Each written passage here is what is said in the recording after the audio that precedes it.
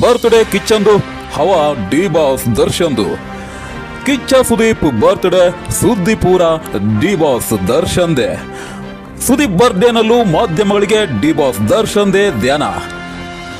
ಸುದೀಪ್ ಇದ್ದರೂ ಸಹ ದರ್ಶನ್ ಹೆಸರೆತ್ತದಿದ್ದರೆ ಮಾಧ್ಯಮಗಳಿಗೆ ಆಗುವ ನಷ್ಟ ಏನು? ಡಿ ಬಾಸ್ ದರ್ಶನ್ ಫ್ಯಾನ್ಸ್ಗಳು ಕಿಚ್ಚ ಸುದೀಪ್ ಫ್ಯಾನ್ಸ್ಗಳಿಗೆ ಹಾಕ್ತಾ ಇರುವ ಚಾಲೆಂಜ್ ಏನು? ಎಲ್ಲವನ್ನ ನೋಡೋಣ ಬನ್ನಿ ಸ್ನೇಹಿತರೆ.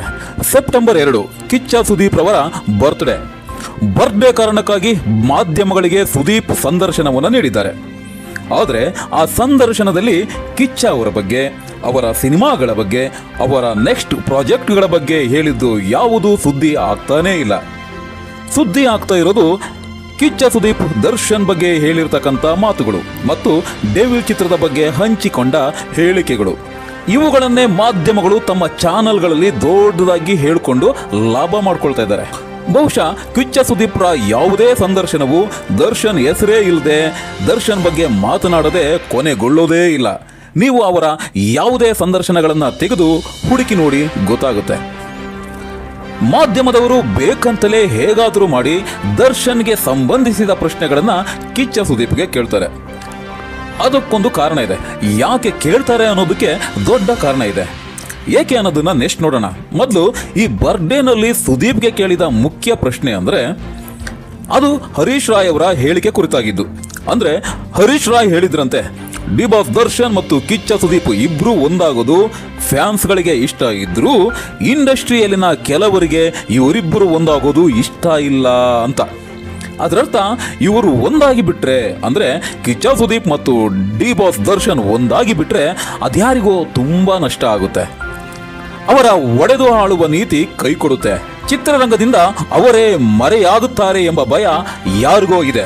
ಅಂಥವರು ಈ ಡಿ ಬಾಸ್ ದರ್ಶನ್ ಮತ್ತು ಕಿಚ್ಚ ಸುದೀಪ್ ಒಂದಾಗುವುದನ್ನ ಕನಸು ಮನಸ್ಸಿನಲ್ಲಿಯೂ ಇಷ್ಟಪಡೋದಿಲ್ಲ ಅಂತ ಕೆಲವರು ಮಾತಾಡ್ತಾ ಇದ್ದಾರೆ. ಈ ಪ್ರಶ್ನೆಯನ್ನೇ ಕಿಚ್ಚ ಸುದೀಪ್ಗೆ ಮಾಧ್ಯಮಗಳು ಕೇಳಿದ್ವು. ಅಂದ್ರೆ ನೀವಿಬ್ರು ಒಂದಾಗೋದು ಯಾರಿಗೋ ಇಷ್ಟ ಇಲ್ವಂತೆ ಅಂತ. ಅದಕ್ಕೆ ಕಿಚ್ಚ, ನಾವೇನು ಚಿಕ್ಕವರಲ್ಲ, ಯಾರನ್ನೋ ಕೇಳಿ ಒಂದಾಗೋದು ಅಥವಾ ಯಾರನ್ನ ಕೇಳಿ ಬೇರೆ ಆಗೋದಕ್ಕೆ ಅಂತ ತಿಳಿಸಿದ್ದಾರೆ. ಹಾಗೆಯೇ ದರ್ಶನ್ರ ಹೊಸ ಚಿತ್ರ ದ ಡೆವಿಲ್ಗೆ ಒಳ್ಳೆಯದಾಗಬೇಕು ಅಂತನೂ ಸಹ ಹೇಳಿದ್ದಾರೆ. ಇಷ್ಟೇ ಸಾಕಾಯ್ತು ನಮ್ಮ ಹಸಿದ ಮಾಧ್ಯಮಗಳಿಗೆ. ಸುದೀಪ್ ದರ್ಶನ್ರ ಬಗ್ಗೆ ಮಾತನಾಡಿದ ಈ 1-2-3 ಸಾಲುಗಳನ್ನೇ ಹೈಲೈಟ್ ಮಾಡಿ ಸುದ್ದಿ ಮಾಡ್ತಾ ಇದ್ದಾರೆ ನಮ್ಮ ಮಾಧ್ಯಮಗಳು. ಇಡೀ ಸುದೀಪ್ರ ಸಂಪೂರ್ಣ ಸಂದರ್ಶನದ ವಿಡಿಯೋ ಜಸ್ಟ್ ಸುದೀಪ್ ದರ್ಶನ್ ಬಗ್ಗೆ ಮಾತನಾಡಿದ ಆ 1-2-3 ಸಾಲುಗಳ ಮುಂದೆ ಏನೇನು ಅಲ್ಲ ಅನ್ಸ್ಬಿಟ್ಟಿದೆ. ಹಾಗಾಗಿನೇ ಡಿ ಬಾಸ್ ದರ್ಶನ್ ಫ್ಯಾನ್ಸ್ಗಳು ಕಿಚ್ಚ ಫ್ಯಾನ್ಸ್ಗಳಿಗೆ ಚಾಲೆಂಜ್ ಆಗ್ತಾ ಇದ್ದಾರೆ.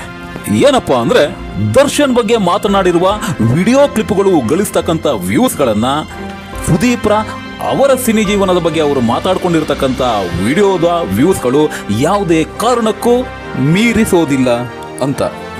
ಸುದೀಪ್ರ ಇಡೀ ಸಂದರ್ಶನದ ವಿಡಿಯೋ ತುಣುಕುಗಳನ್ನ ಡಿ ಬಾಸ್ ದರ್ಶನ್ ಬಗ್ಗೆ ಅವರು ಆಡಿರ್ತಕ್ಕಂಥ ವಿಡಿಯೋ ತುಣುಕುಗಳು ಮೀರಿಸಿ ವ್ಯೂಸ್ಗಳನ್ನ ಪಡೆಯುತ್ತೆ. ನೋಡ್ತೀರಾ ಅಂತ ಸುದೀಪ್ ಅಭಿಮಾನಿಗಳಿಗೆ ಕೇಳ್ತಾ ಇದ್ದಾರೆ. ಹೇಗೋ ಜಾಣ ಬುದ್ಧಿವಂತ ಮಾಧ್ಯಮಗಳು ತಮ್ಮ TRPಗಾಗಿ ಮತ್ತು ಲಾಭಕ್ಕಾಗಿ ಅದೆಂಗೋ ಏನೋ ಒಟ್ಟು ಸುದೀಪ್ ಬಾಯಲ್ಲಿ ದರ್ಶನ್ ರವರ ಹೆಸರನ್ನ ಹೇಳಿಸಿ ಗೆದ್ದು ಬಿಟ್ಟಿದ್ದಾವೆ.